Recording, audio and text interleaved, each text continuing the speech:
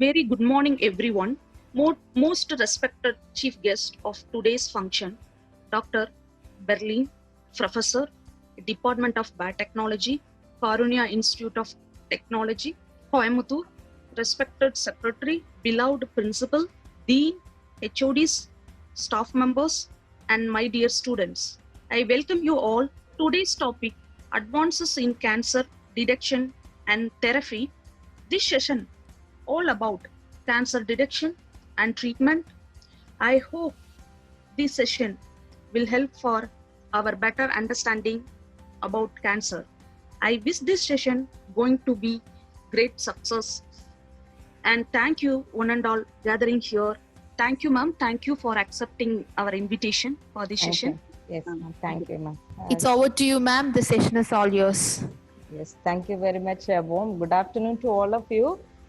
Special thanks to Ms. Soumya for the nice introduction, and Madam Shraddha for doing MC, and the head of the Department of Biotechnology, Dr. Jennifer, for giving this opportunity to explore and to talk to you regarding the cancer. Whatever I know, I can able to share, and in this way I get the happiness of sharing what I experienced also, not only known from the learned books, and I have experienced personally in the field of cancer through certain research. Okay, and so I'm very much happy to deliver this lecture. Shall I proceed with the lecture, ma'am? So here for our biotechnology students, we have in the professional electives. So if the students wish to take, they will take it. Most of the time they used to take this paper to know more about it rather than getting the credit. So I just, I'm not going in deep to the carcinogenesis principles. That itself probably I can talk more than 1 hour. So here we are just concentrating on the cancer detection methods, what is available, and the advances, how it is advancing now. And similarly, therapy also, what are the current therapies available and how it is advancing now. So in this way, I have designed this presentation in this talk. Is it okay, ma'am? Yes, ma'am. Okay, ma'am. Okay, yes. So just to give an introduction to the cancer to the participants to know at least the basic information regarding the cancer, those who are not exposed to this topic. We have cancer is nothing but a tumor. Okay, so this tumor, we should differentiate this tumor from cancer, between the cancer and non-cancerous tumor. Now, all of us may be having in our lifetime, at one point we may get a small mole or small tumor in our body. So we should not be panicked because of what is it and all that. So we should have a clear discrimination between such benign tumor and a cancer tumor.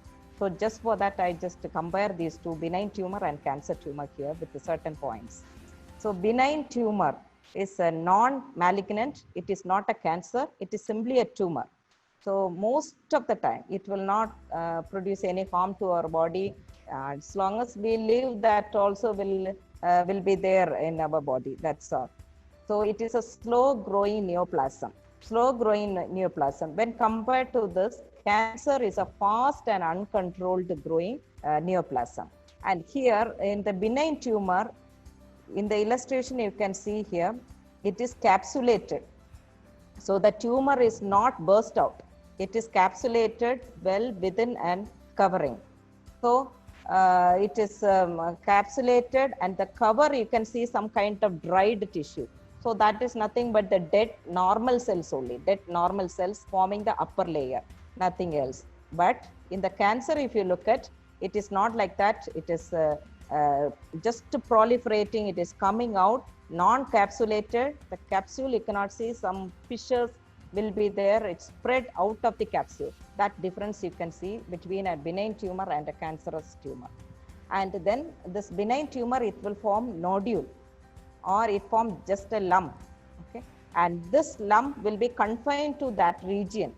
Sometimes if some people will have some kind of lipid mass, so that if you touch, that will move. Okay, So that much it is confined to that region. It is well capsulated. Whereas in the cancer, it is not like that. It will invade, it disorganize the tissue. The region itself will be disorganized and it will metastasize. The term metastasis is nothing but spreading to the other place. Okay, from the original site, it will move and lodge in another place. That is called metastasis. Specifically, that occurs towards the end of the cancer stage. And then the benign tumor, if you look at, the cells are well differentiated. You can recall the point of differentiation. So when we grew from the embryo, then fetus, and then as a whole body we grew, that time the cells were differentiated from the basal cell. In the egg, it was all non-differentiated or undifferentiated. Then later it is differentiated to the lung tissue, lung cells or liver cells. In the lung, in the liver, again we have layers. So each layer is having different cells. So this is called a differentiation. Such kind of differentiation is maintained, well maintained in the benign tumor. Whereas in the cancer, it is not maintained. Such differentiation will not be there, which means label is not there. Identity is not there. If the cells are in the lung, if it is cancerous, we cannot no more call it as lung cell or epithelial cell or upper layer cell or lower layer cell. Like that, differentiation will not be there. All look alike and they will get an undifferentiated form of it. And in the benign tumor, if it becomes larger, also it is not very dangerous. It will secrete certain toxic materials. So this toxic materials may be it cause some toxic effect in our body. For example, such benign tumor, if it is there in the insulin secreting region, so excess insulin will be secreted or lower insulin can be secreted. So such kind of alteration can be there. Excess insulin, if it is secreted, also is dangerous. It can cause the death. So the effect of this blocking or the effect of this growth, finally, when it becomes larger, depending on the site, it can cause the problem. Otherwise, it is not at all a problem. And then it can lead to the atrophy, weakened, and then dead cells will be accumulated. All that is there in the benign. Whereas in cancerous, it is not like that. It will spread in the nearby region, then it will spread to the other regions. So that is the problem with the cancer when it becomes larger. And then classification of this cancer, it is not like any other disease. Other diseases, we have some kind of a definition. So fever, it is caused because of this reason. Or some cold, it is caused by cold virus. Cancer is not like that. We have multiple cause. So in that way, we have multiple cancer also. It is not that cancer occurs in one region. So depending on the cancer occurring in different region, their nature, their pattern, their response to therapy, all that, we classify the cancer. Cancer can be classified. The benign tumor also can be classified depending on the site, and cancer also can be classified depending on the site. Now let us see the classification of benign tumor, because sometimes the people, when they go for diagnosis, the doctors will describe the term as lipoma, adenoma, or cancerous one. So how to differentiate? As soon as we see the report, we should not be panicked. We should know the terms given for the benign tumor and terms given for cancerous tumor. Just as a general knowledge, we have to know the classification of benign tumor. Benign tumor always suffix with oma. So the suffix is given after the origin of the tumor, benign tumor. So the common benign tumors are fibroma. So fibroma, it is very common nowadays. Even small girls, school girls and college girls, they are also having such fibroids in the uterus. They are having the fibroids. So or else certain fluid-filled tumor, benign tumors are there in the ovaries. Okay, and young boys, they are having some kind of tumor in their hand or shoulder or lipid tumors are there, and these are all coming under this benign tumor, and they are classified like fibroma means it is a fibrous connective tissue tumor. Example you can see in the uterus as fibroid. Then angiofibroma, it is nothing but a red colored, this you can see in the picture itself. Around the nose in this person's face, you can see such kind of angiofibroma. And then similarly, dermofibroma, some people will be having as a skin tag. So you can differentiate the skin tag, they call it a skin tag. It can occur in the eye or in any other region. So that is also a benign tumor. And then we have lipoma, that is because of nothing but the fat or fibrous lump of soft tissue. So that is movable, rubbery in nature. That's what I mentioned. You can see the picture also here in the hand. One person is having such kind of lump. It is by look itself, we can say that it is a movable tumor, benign tumor. And similarly, you have chondroma. Chondroma is nothing but the benign tumor in the cartilage region, soft tissues like the bone, joints. You are having soft tissue. So those who eat the non-veg mutton, you can at least recall the soft tissue in the bone. So such regions, if a tumor occur, that is called chondroma. And similarly, in the mouth also we are having the soft tissue. In the above the teeth we are having the soft tissue. There also such a benign tumor can develop.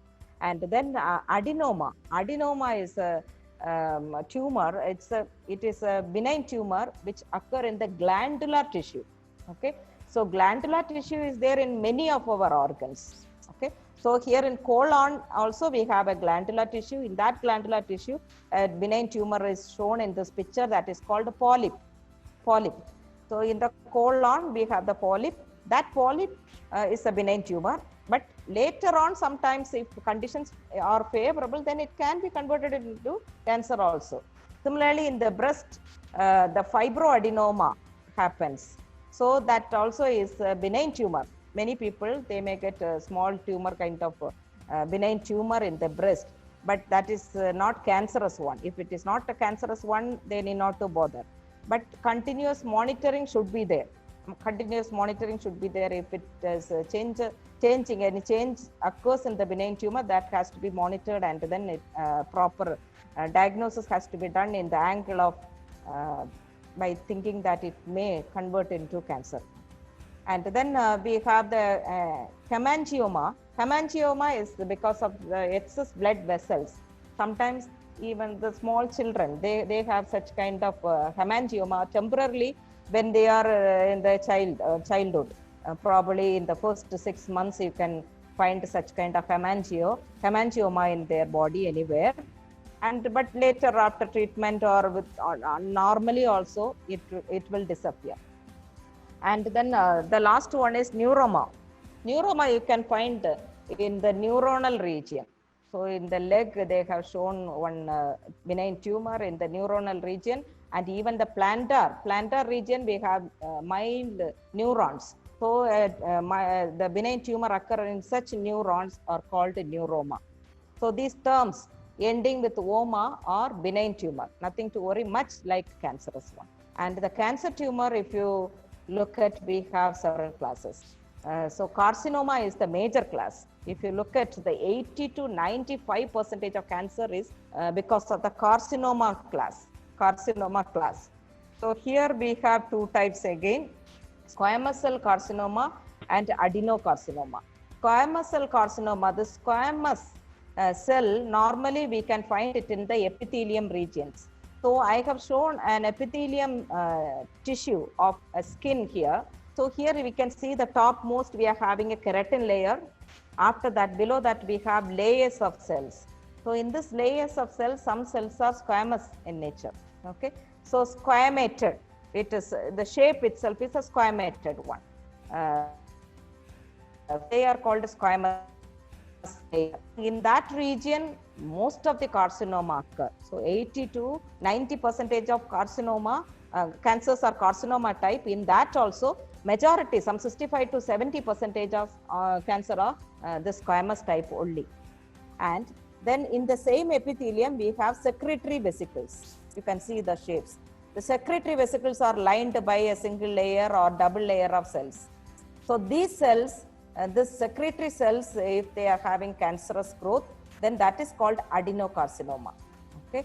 So there in benign, we call it as adenoma, whereas here we call it as adenocarcinoma. So the suffix varies here. Okay. So the suffix can vary, like carcinoma, it end with carcinoma, or it end with melanoma, it end with blastoma. Like that, different suffix is there for the cancer. That also is different from benign tumor. And then melanoma, melanin pigment. So you might have studied in biochemistry that from tyrosine, melanin pigment is produced. With the help of tyrosinase enzyme and many other enzymes are involved. At the end, we get the melanin pigment. So this melanin pigment, if it is overproduced, then a melanoma, melanin tumor is produced. That is called melanoma. So it is different from carcinoma. The tumor occurs in the epithelium region epithelium region or squamous cells. That is called skin cancer simply. In the same skin, if the tumor occur because of the melanin pigment, that is called melanoma. Another class. It is another class. It is highly dangerous because it will metastasize. The metastatic rate is very high for this melanoma. And then blastoma, if you look at, then we have that tumor occur in the brain. That is called blastoma. And this normally it is high rate is seen in the child. So neuroblastoma, retinoblastoma, and glioblastoma, like that it goes. And next category is the sarcoma. Sarcoma you can find in throughout our body, wherever you find such kind of solid tumors. Solid tumor in the sarcoma region, that is the muscle, nothing but muscle, connecting muscles. So muscle, bone, cartilage, fibrous tissue, the connecting regions mostly are affected with the sarcoma type. You can find the illustration here throughout the body as well as in the hand. The connecting region, we have such kind of. Sarcoma is a rare tumor. It is not common like a carcinoma. It is rare. And glioma, it occurs in the older people as well as the children. It occurs in the neuronal connective tissue of the brain. And then seminoma is another class. It occurs in the testis. Okay, germ cell lines are involved in it. So it is another class of cancer, and it is a curable cancer with a survival rate above 95%. And then the major class of cancer is blood cancer. Next to carcinoma, we can say. Next to carcinoma, another class of cancer is blood cancer. In that blood cancer, again, we have subtypes like leukemia, then lymphoma, myeloma.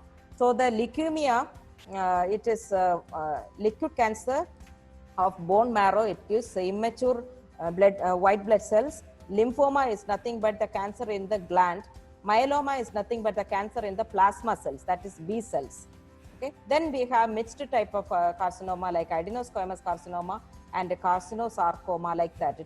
Two classes of cancers are mixed.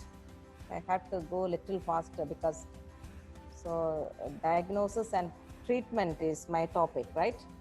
Okay. So the characteristics of cancer cells, if you look at the structure and then for morphology changes, nucleus becomes irregular. You can see here the normal nucleus with a definite pattern, and the cancerous one, you can see the nucleus becomes very large, cytoplasm is reduced, and then more nucleoli will be there, and then more nucleus also will be there, polynucleated, and the membrane of two cells can be fused.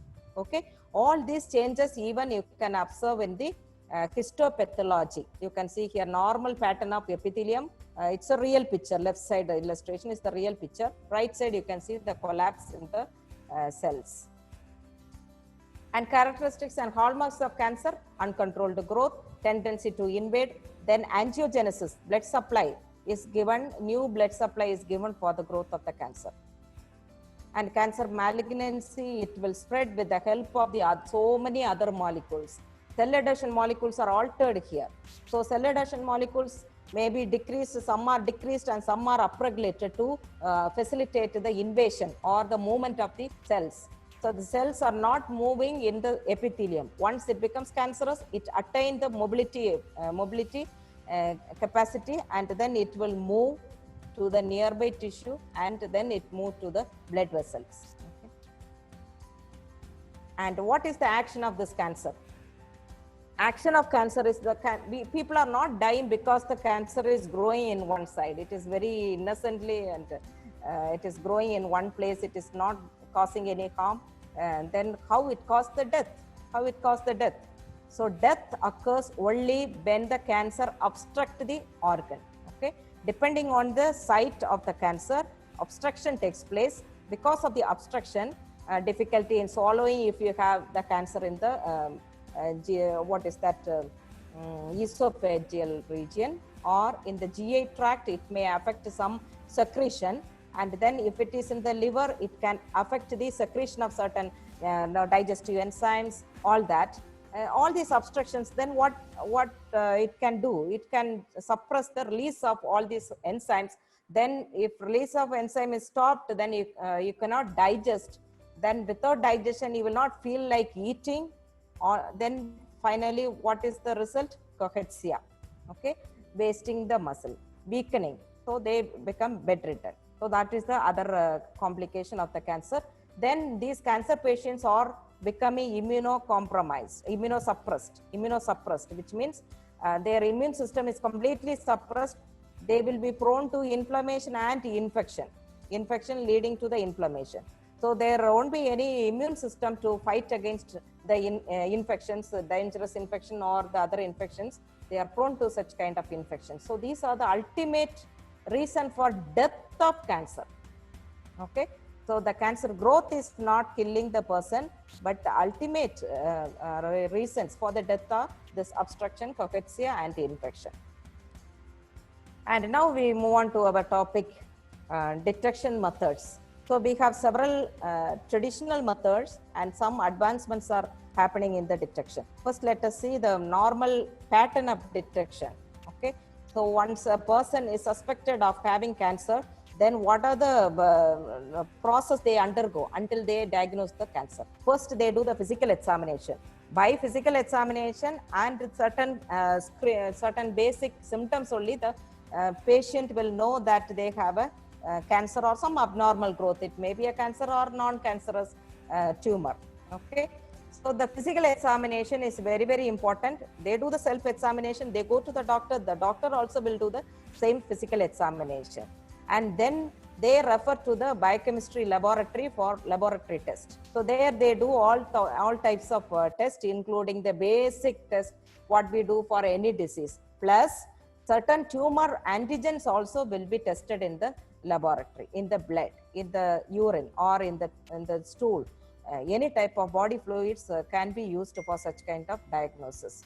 And then if they suspect of certain tumor antigens or tumor markers, it may be an enzyme or any other protein. Okay, if they suspect of having certain marker in the blood, then they direct the patient for imaging technique. So images is nothing but it will take the photograph of the whole body wherever it is suspected, and that will be viewed seriously. And then after examination, the doctors will come to know that, okay, so they are having some mass. Okay, so that mass may be a benign tumor or cancerous tumor. Until then, they cannot come to a conclusion that it is a cancerous tumor. Okay, and this imaging technique also will allow them to find out whether they have the tumor in one place or it has spread to another place. That is a metastasis, the last stage. Okay, that understanding also they get it from the imaging technique only.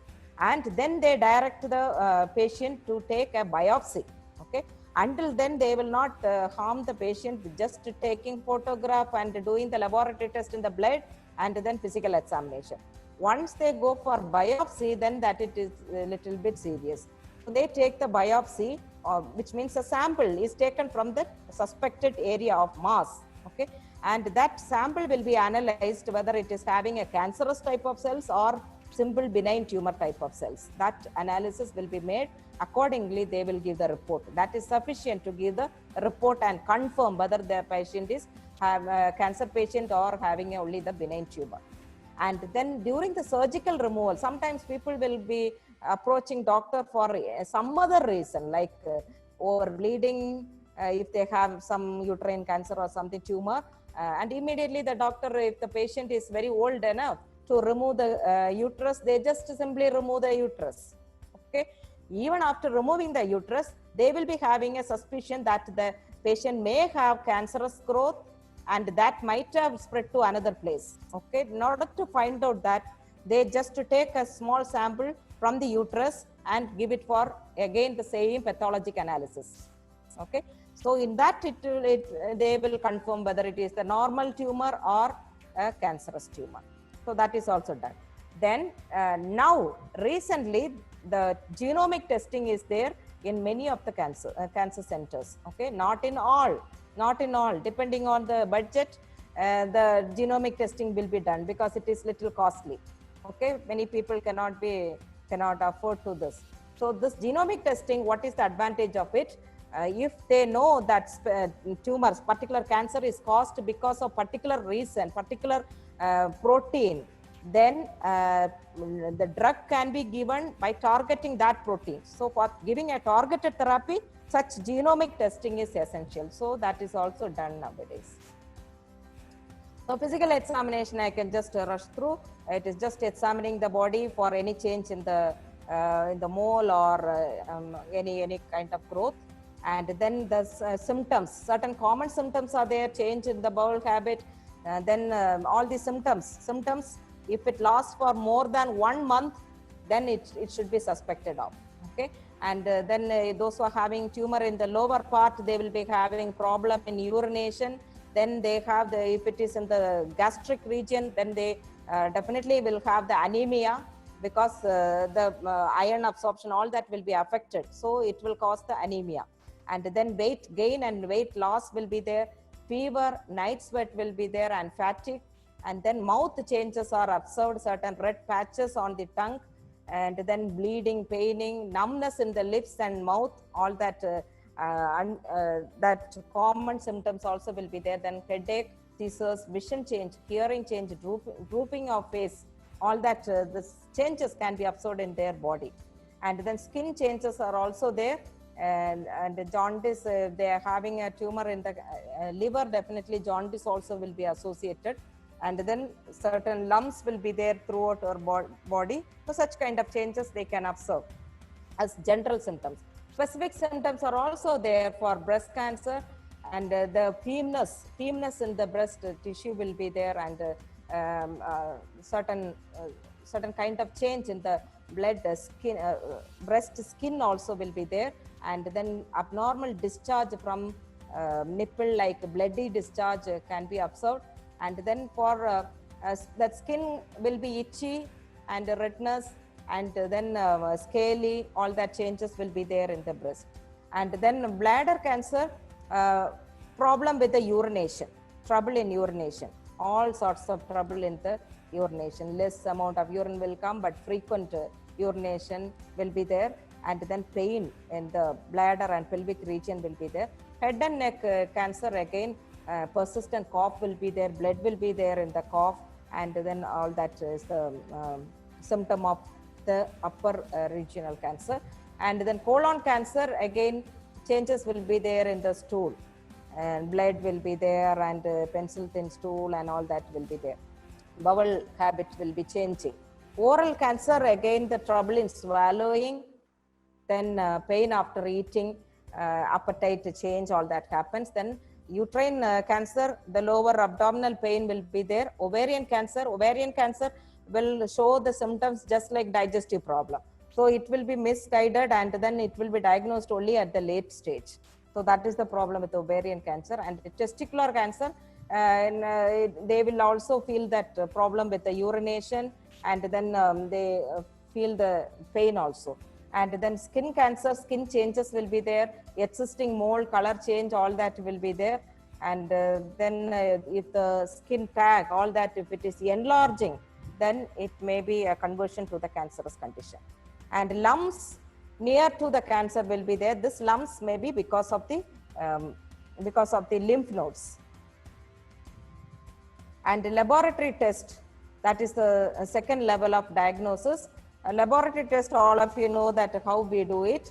We do it with a simple diagnostic test like pregnancy testing, or simple laboratory test of what we do for the other proteins.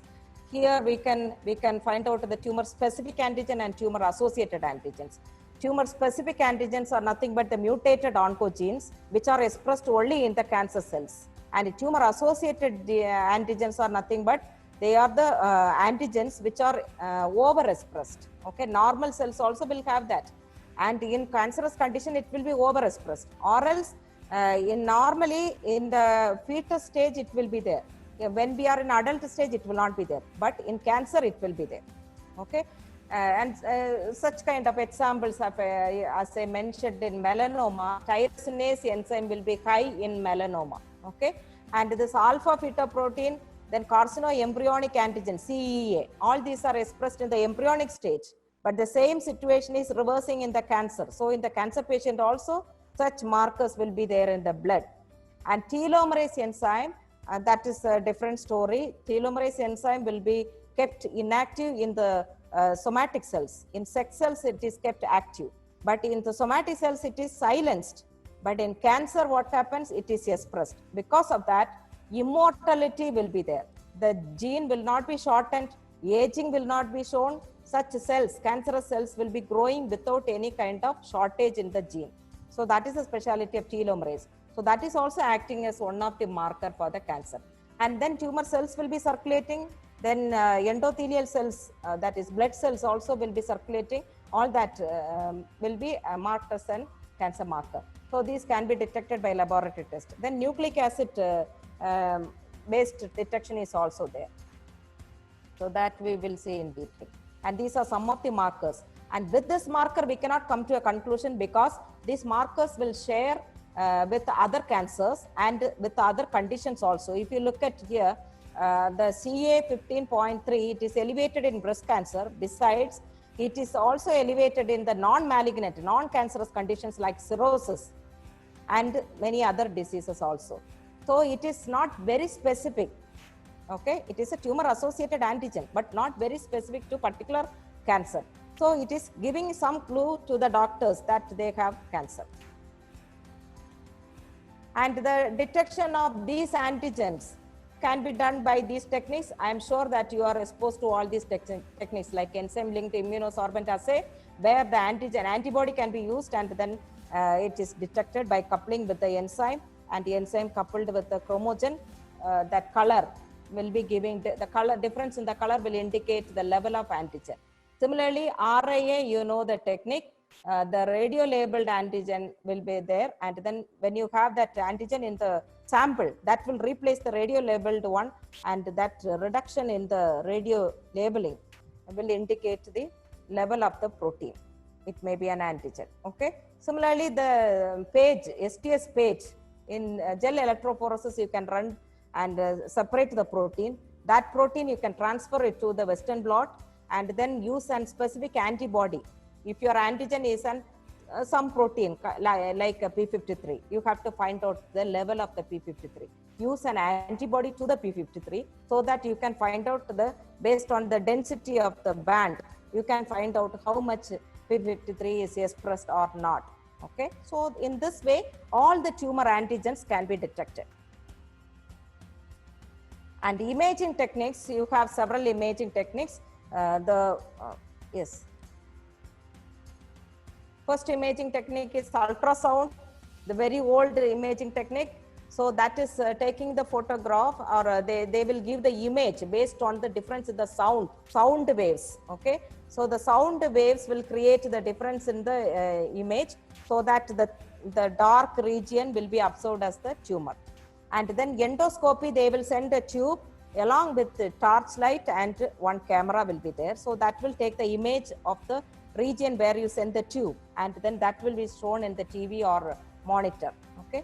And then MRI scan is nothing but magnetic wave is used, so it is safer when compared to the other techniques. Okay, so here the magnetic waves are sent, and that will spin the water molecule, so hydrogen ion, excited hydrogen ions, and then once you switch off, that will come back to the original position, okay, state. So at that time, if tumor is there, a delay will be there.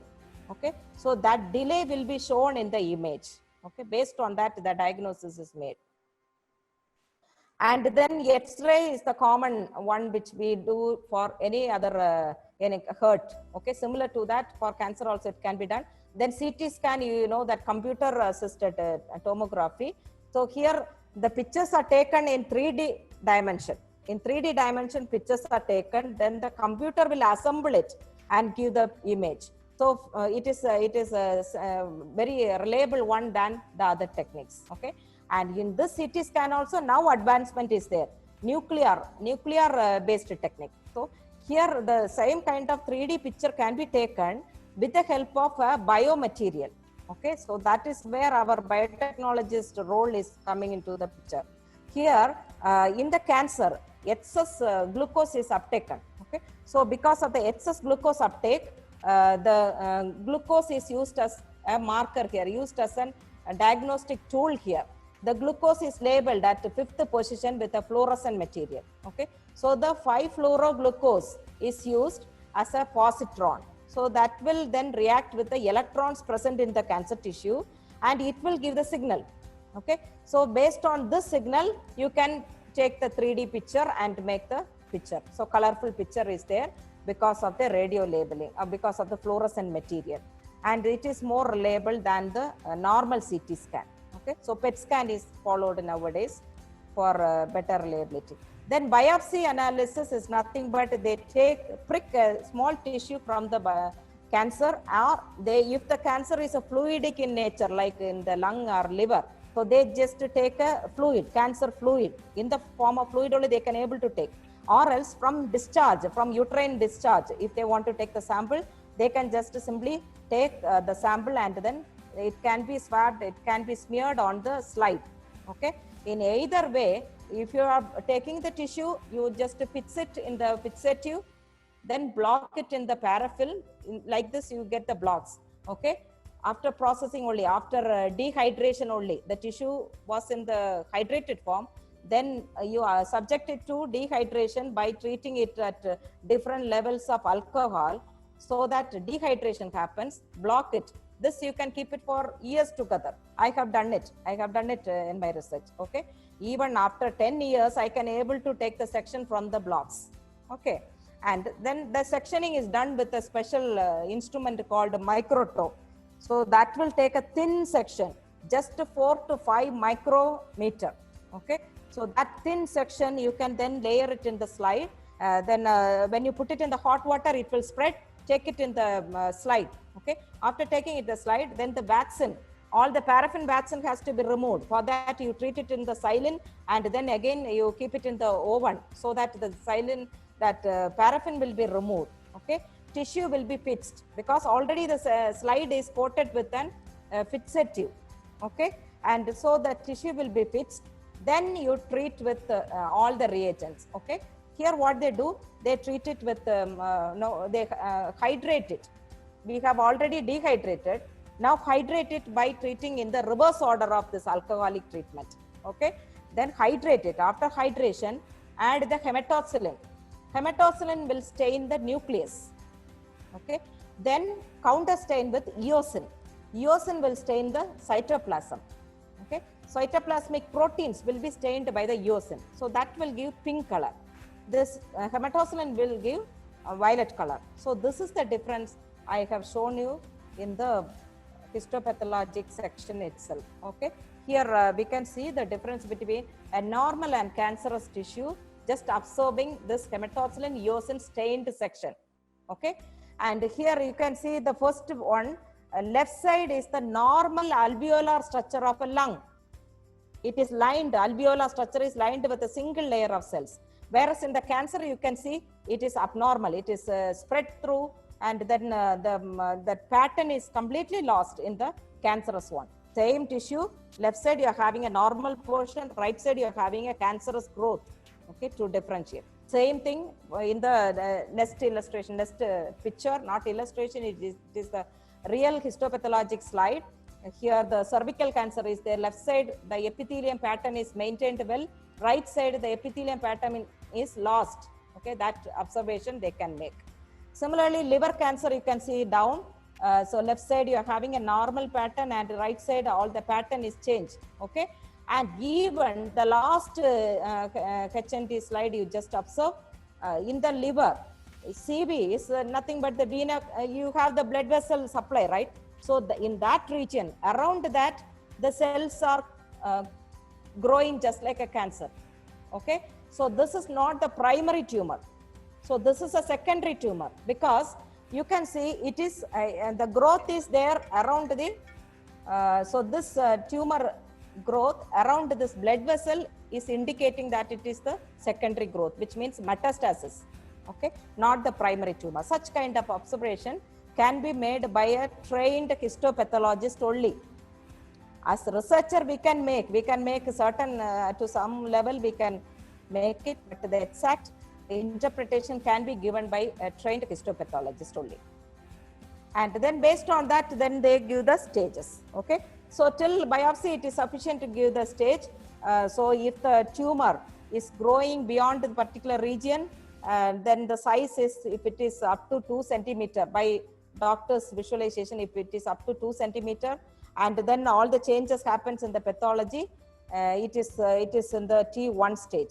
If it is 2 to 5 centimeter, T2 stage. If it is above then 5 centimeter, it is T3. Like that they will grade, okay. And then the tumor grading is given in T, N, M form, okay. T is the tumor size, N is number of lymph nodes involved, and M is metastasis, okay. So for the cancer patient, if you look at the report, they will give like this, T and M. So T, what is the number they will give, okay. So if it is crossing 3, then it is dangerous. The N also will be more number. N is nothing but the number of lymph nodes involved. There near the cancer tissue, lymph nodes will be there, okay. How many lymph nodes are involved means how many lymph nodes such cancer cells are seen. Lymph nodes sample also is taken, a cytopathologic analysis is done, and the tumor cells, if it is there, it is involved, okay. Likewise they find out how many lymph nodes nearby the cancer is involved, okay. Then metastasis, whether it is spread to the other region. So likewise they give the grading. So this table also will show that the tumor size, compare it, and give the interpretation, okay. What are the advancements in the cancer detection?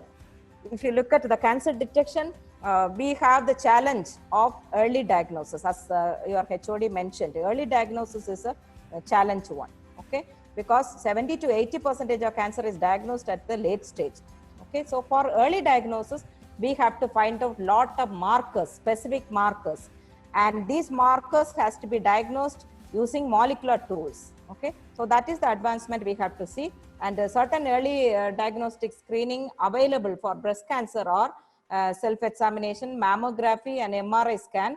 Colorectal cancer, they use the coloscopy, then colonoscopy, then sigmoidoscopy will find out the upper part of the colon, then fecal test, that will give some screening, and then X-ray of the colon and rectum, if they can't go for the sigmoidoscopy, that is taken, and then stool examination is done. Head and neck cancer, health screening only can be done, because the lung cancer and all cannot be diagnosed at the early stage. That is the problem now.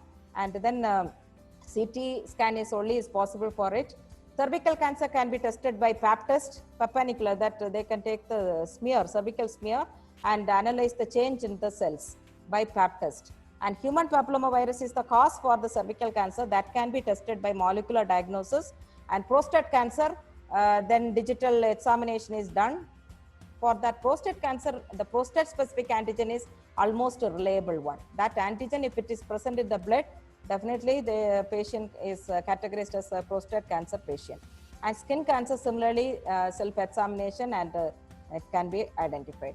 Molecular detection is the advancement, we can say. So the molecular detection, as I mentioned, several tumor markers are diagnosed. Okay, so these tumor markers can be diagnosed in the tissue apart from the simple hematocylin eosin staining.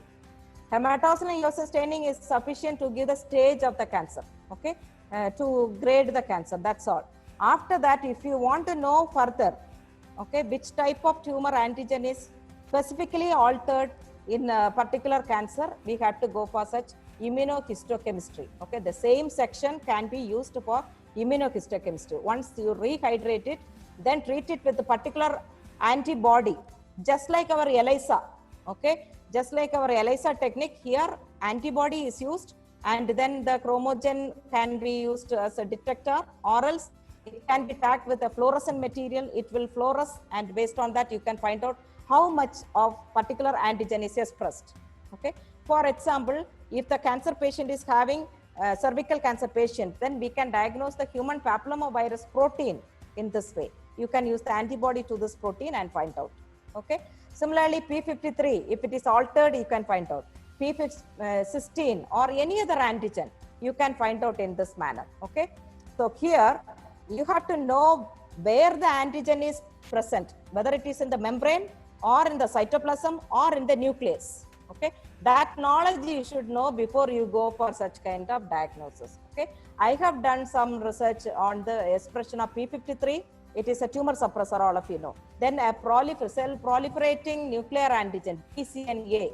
So when the cells become so proliferative, the PCNA expression also will be high, because that is a replication marker. Okay, so that expression I have tested. And BCL2, another protein which is anti-apoptotic protein. So that level has to be low in normal cell, but in cancer it will be high. So that diagnosis also I have done using immunohistochemistry. Okay, so the same way, this is a diagnosis at the protein level. Similar way, the RNA of particular protein also can be diagnosed. Okay, you can use the complementary sequences probe, connect that complementary sequence with any chromogen or fluorescent material. Okay, that is nothing but FISH. Okay, in situ hybridization. That will give you the information regarding whether the particular protein mRNA is high or low. If mRNA is high, definitely protein level also will be high. Okay, so in this way, oncogenes, oncoproteins can be diagnosed. Cytopathology is nothing but, instead of histopathology, we will be taking the cells, okay, in the fluid form, and from all the sources like urine, sputum, all the body fluids can be used to take such cells and analyze it. And then genetic testing can be done like this. If you are having like any marker protein, exogenous oncogenes are there, then use the primer for that protein, for that DNA, and find out whether that DNA is there in our cells or not. Okay, using simple PCR. Or else for the for certain genes, mutation will be there, right? So that also can be identified by simple PCR. You do the PCR, get the product, give it for sequencing. You will know whether the particular protein is mutated or not, like P53 or EGF or EGFR, any oncoprotein, any tumor suppressor. If any mutation happens, that can be identified by simple PCR itself. Okay, or else you want to know whether how much P53 is there, how much EGF is there, level if you want to know, then you have to go for RT-PCR. Okay, so real-time PCR is there, reverse transcriptase PCR is there. So hope you know the difference between real-time PCR and the reverse transcriptase PCR.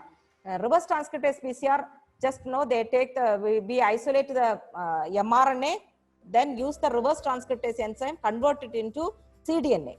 Okay, so then cDNA will be having all the genes which are expressed at that particular time.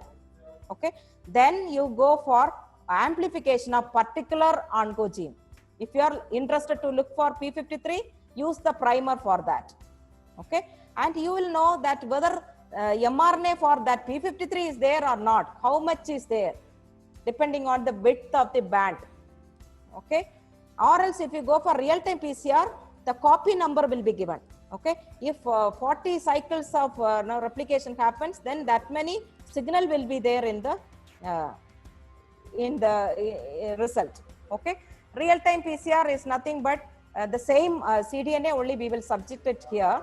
We will add one marker like a cyber green. Cyber green will bind only to the double-stranded form. Okay, so whenever a replication happens, this will bind and it will give a signal. If there is no replication happening, then the signal will not be there, which means there is no particular gene. Okay, so similarly, you can even use beacons. Okay, molecular beacons are nothing but apart from this primer, you have one more complementary sequence that is connected with a reporter. Reporter may be of any fluorescent material or any other chromogenic material. Okay, so here also it will be attached at one end. When the replication proceed, when it complete, it will be detached. Okay, then when the second replication start, it will bind, then it will be detached. For every detachment, signal will be shown as a reporting result. Okay, so from this we can find out how many copies of the DNA, the mRNAs are present there. Okay, that will give you the level of the oncogene expression. Okay, so the chip is also there to find out the multiple gene expression. Okay, I'm sure that you are aware of this microchip array. So here the normal DNA, normal cell will be there. From that you isolate the cDNA. Then that is labeled with the green color. Whereas cancer cell also similarly you isolate the cDNA labeled with the red color. Okay, and then you allow to join with an complementary sequence present in the chip. Okay, so when you allow, if the cDNA is there in both, it will bind. Okay, if it is not there in both, it will not bind. So the black color indicates that such mRNA is not there in both. Okay, so that is not significant for us. And similarly, if it is present in both, equal mixing will be there, green and red mixing, you will get the yellow color. Okay, similarly, these two are not significant.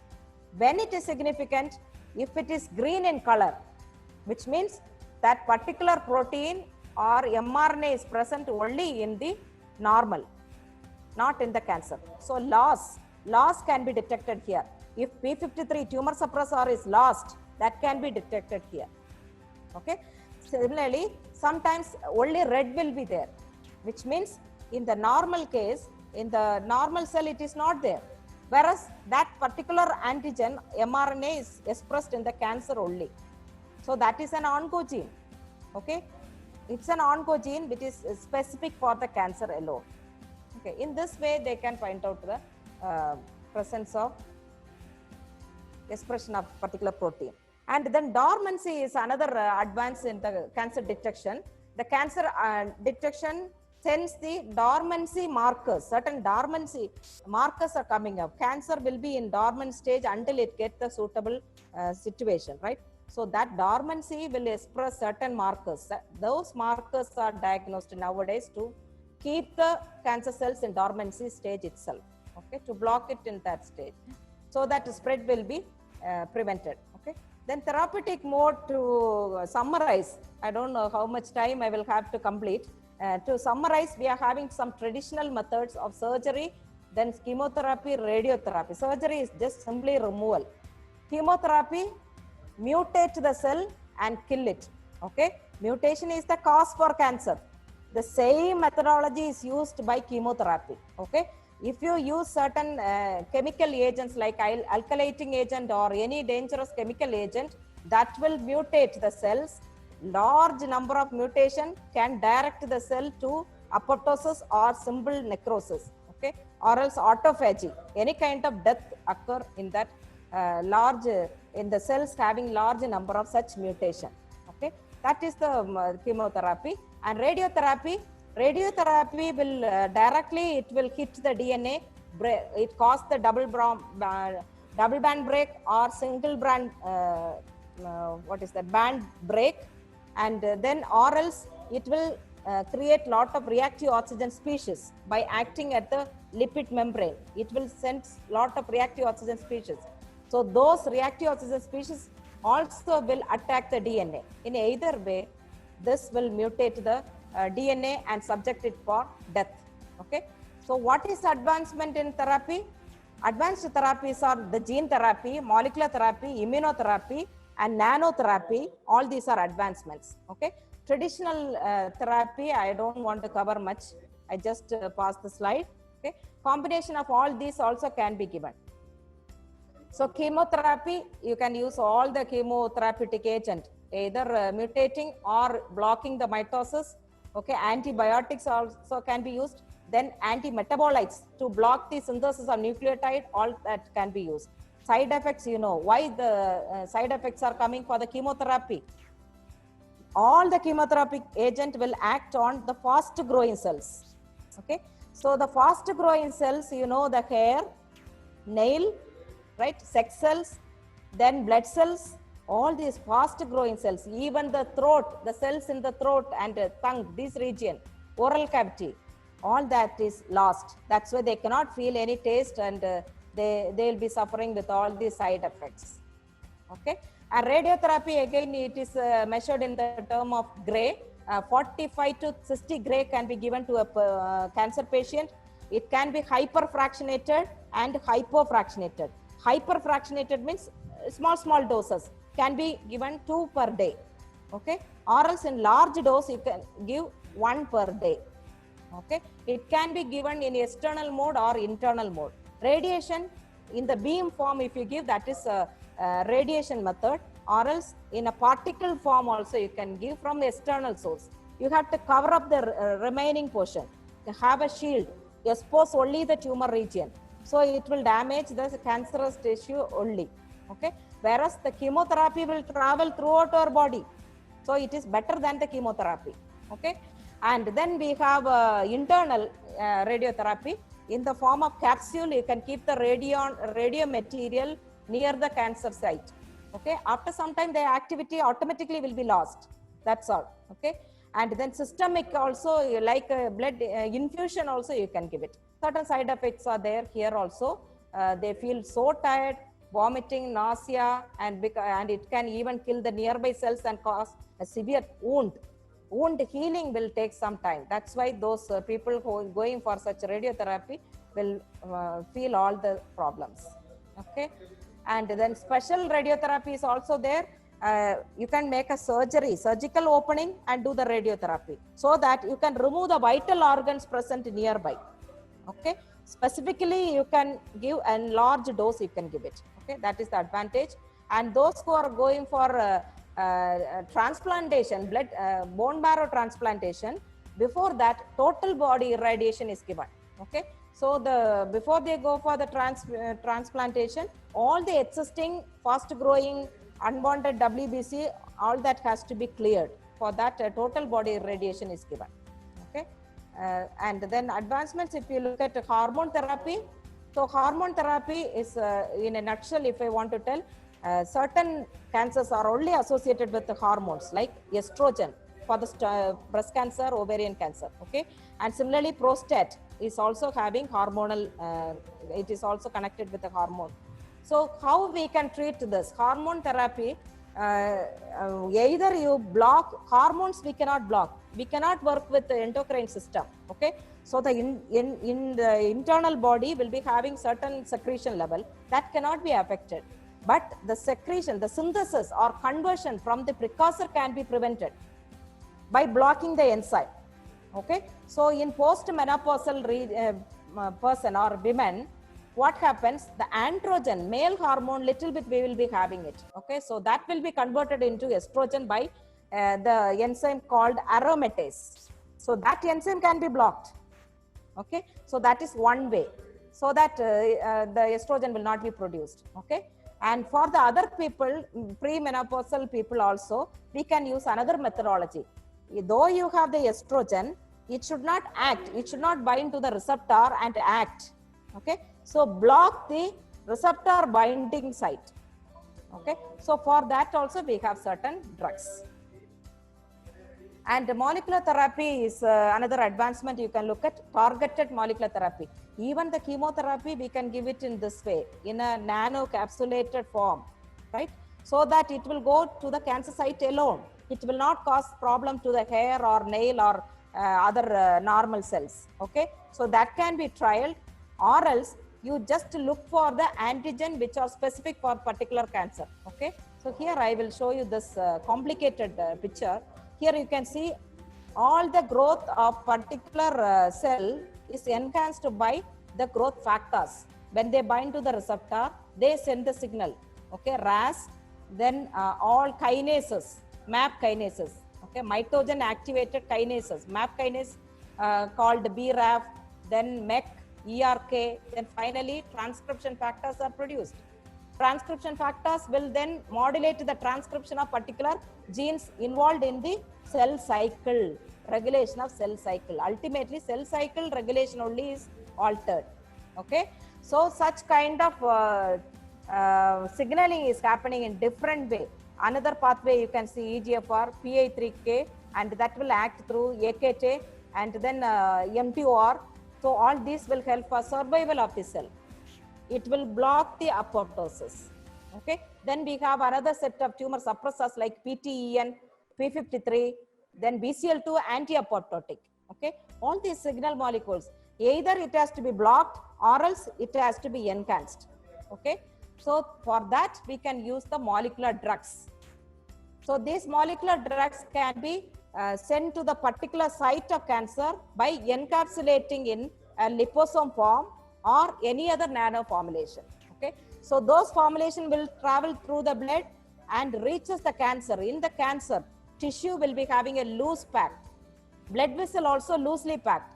So the pore size will be increased more than 200 nm. So our nano capsulations are below 200 nm.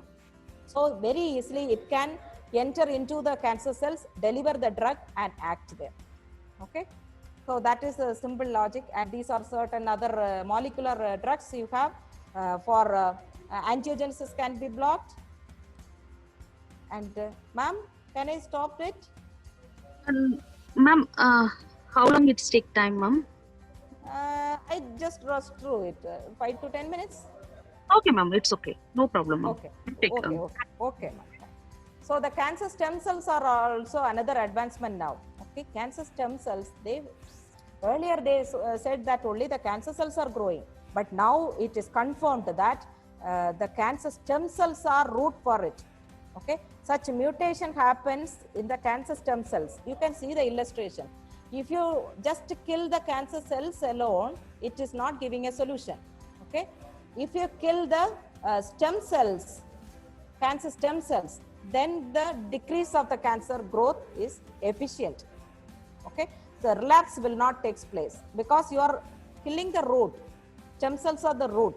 Okay, such cancer stem cells will be expressing certain markers like CD44, CD24, CD133. All these are specific markers meant for such cancer stem cells.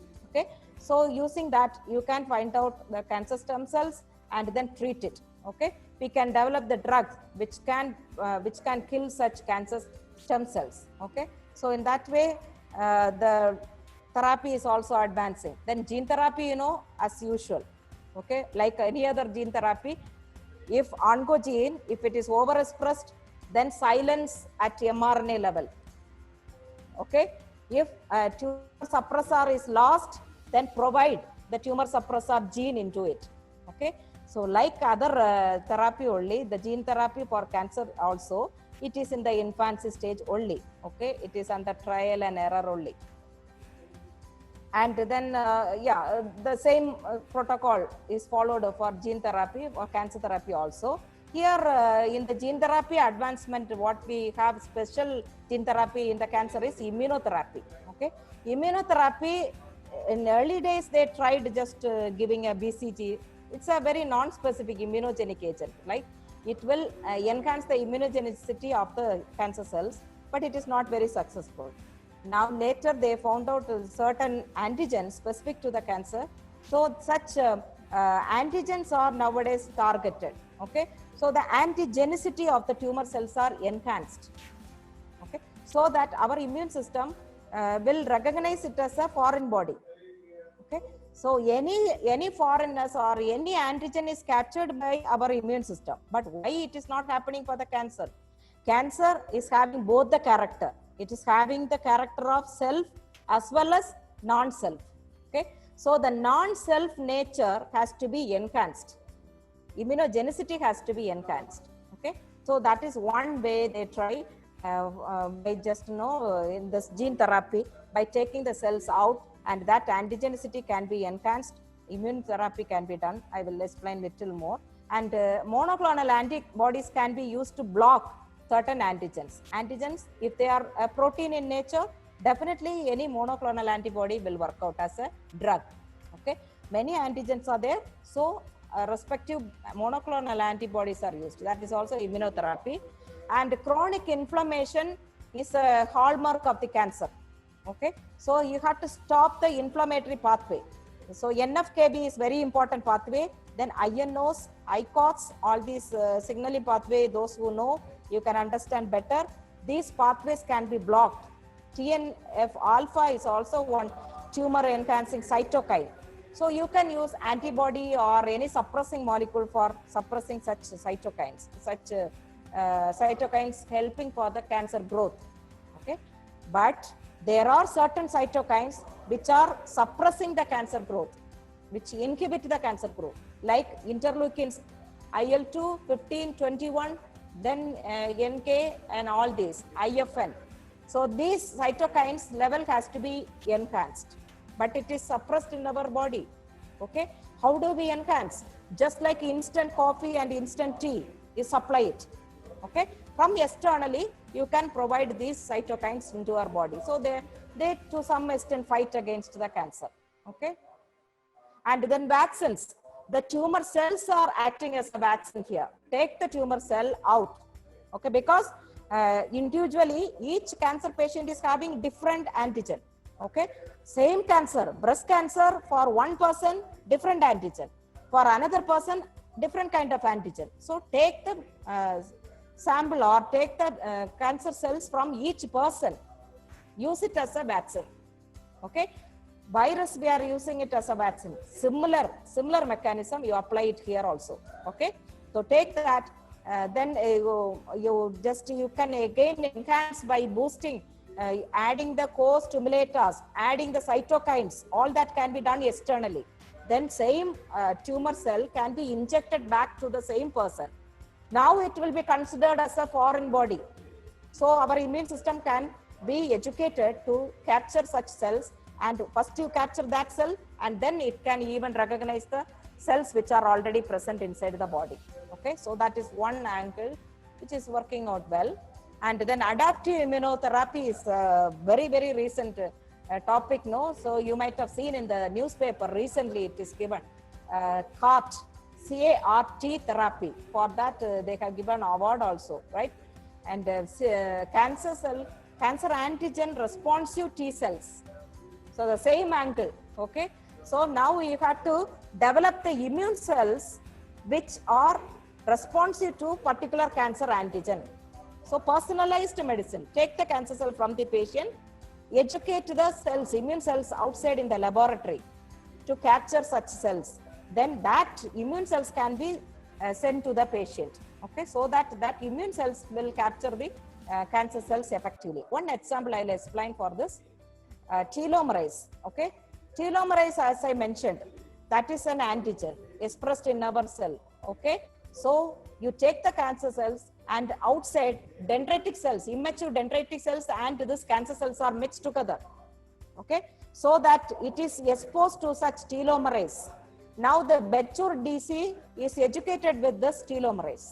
Okay, and it will induce lot of cytotoxic specific T lymphocytes. Okay, and that lymphocytes you just send it to the body. They will recognize the telomerase. All the telomerase expressing cells will be killed. So in this way, sex cells also will be killed because that is also expressing telomerase. Okay, so that's a kind of side effect that probably we have to accept. And targeted drug delivery, as I mentioned, it can be encapsulated in any of these forms. Multi nano formulations are there. it will work out, as I mentioned, as EPR, enhanced permeability response, that is passive mode, or else you can even combine certain antigens into this capsulations. Okay, tumor cells will be expressing more of iron binding receptor or folate binding receptor. So you enhance you utilize that property, use the complementary molecule also tagged into the nano formulation. That is active mode of delivering the drug. Okay, and then the post-cancer treatment in survivors, those who survive from cancer, they also should have a proper follow-up. They have the sequelae of treatment, they in the workplace, in the family, all the pressure they will be having. Is easy way to relieve from that is moderate exercise, and then they have to have increase their energy level, and then all the cancer fatigue has to be reduced by working along with their family members only.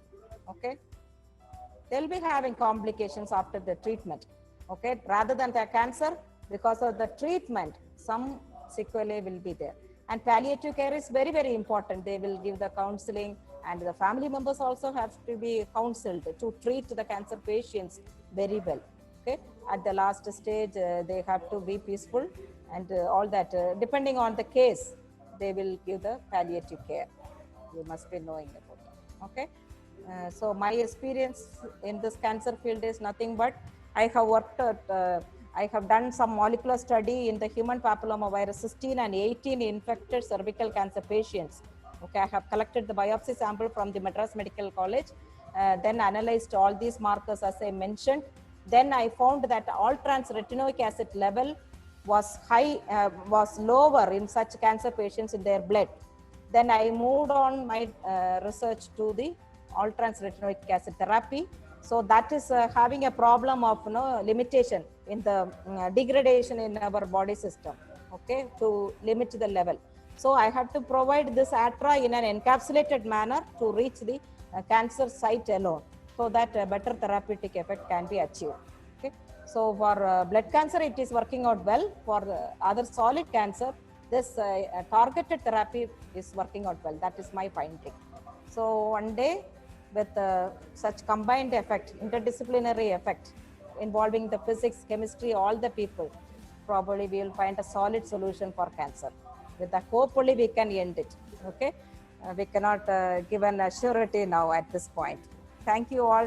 With this, now I very specially thank Dr. Jennifer, head of the department of this biotechnology, and the principal and all other faculties of this college, AJK. It's the first exposure to me. Really enjoyed the session. Thank you very much, ma'am. Thank you, ma'am. Thank you so much. It was a very informative session. Thank you. Yes, so, thank you, ma'am. Yes, it was a wonderful presentation, ma'am. Thank you very much for sharing your deep knowledge, ma'am. Okay, ma'am. Thank you. Now it's your time to ask the queries. If you have any queries, you can share it in the chat box. Yes, definitely. Yes. Usually we say there are 4 stages of cancer, and when a patient is on 4th stage, it is said that the duration of life of the person lasts for only 4 to 6 months. Yes. Okay, so that is now 4th stage itself is a metastasis. So it will be mentioned as M1. So those patients report, if you look at it, will be mentioned as M1. So metastasis means it has already spread to different places. Selectivity will be there. Selection of secondary site also is there. And in such a stage 4 level, depending on the cancer, if it is lung cancer or blood cancer, the duration is very short. Okay. And whereas if it is a cervical cancer, duration is longer, because the metastasis rate is low. In cervical cancer, in cervical region, the blood supply and the immunological interference will be lower. Okay, whereas in the lung and the blood cancer, exposure is higher, so the metastatic spread will be in higher rate. So in that cases, they will give a very short period only. It all depends on the type of the cancer. See, my aunt, she was having breast cancer and it was operated. And even after 15 years, she's having a healthy life. Okay. Yes, at the same time, one of my cousin, he was having a very healthy life only. Exercise, he used to have exercise every day and all that, but that exercise only caused cancer. Okay, that also we should keep it in our mind. Excess exercise will create reactive oxygen species that is causing blood cancer. Okay, so he died of blood cancer at the age of 41. So it was a shock for everyone. Well disciplined person getting cancer and dying in 1 month. Okay, so that is the difference between the type of cancer. And another friend of mine, now he is having some thyroid cancer and they removed the thyroid and he is undergoing lot of radiotherapy is over, chemotherapy is over, and now he is under immunotherapy. I was curious to know that because immunotherapy is there in our country also. I thought it is all there in the foreign countries. In Bangalore, he is taking the immunotherapy now.